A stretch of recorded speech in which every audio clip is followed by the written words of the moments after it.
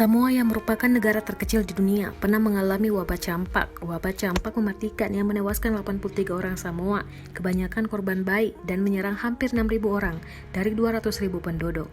Namun dengan bantuan seorang ratu kecantikan bernama Fono McFarlane Soumanu, sukarela membantu perjuangan Pulau Pasifik melawan wabah campak yang belum pernah terjadi sebelumnya. Samoa melaksanakan program imunisasi massal campak dan sebagai perawat kesehatan masyarakat spesialis, Fono mengajukan diri untuk ikut serta dalam vaksinasi. Wanita berusia 24 tahun itu pergi dari rumah ke rumah untuk memberikan suntikan campak. Sementara tim medis darurat dari seluruh dunia termasuk Inggris membantu staf di rumah sakit yang kewalahan. Dan setelah keadaan darurat berakhir, Fono dengan nama lengkap Fono Ifafo melakukan pekerjaan itu untuk memastikan semua anak yang membutuhkan vaksinasi diliput dalam kampanye mengejar ketinggalan, keluar 2 kali seminggu ke desa-desa. Sekarang dia berjuang untuk menjaga warga agar tetap aman dari COVID-19.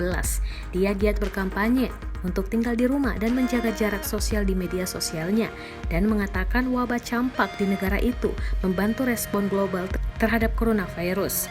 Samoa lockdown untuk melawan coronavirus. Setelah menegakkan tindakan kejam selama 2 hari, pada bulan Desember negara Samoa berupaya lakukan vaksinasi massal untuk melindungi ribuan warganya dari campak.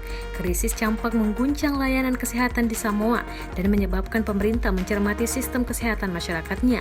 Ambil Naseri, Direktur Jenderal Kesehatan di Kementerian Kesehatan, mengatakan kepada Mail Online, setelah wabah campak yang menewaskan puluhan orang, kita tidak menganggap enteng ancaman virus corona.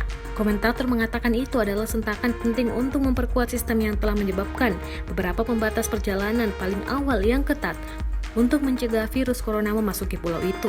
Pada bulan Januari, mereka memperkenalkan situs karantina di rumah sakit Valeolo di sebelah satu-satunya bandara internasional negara itu.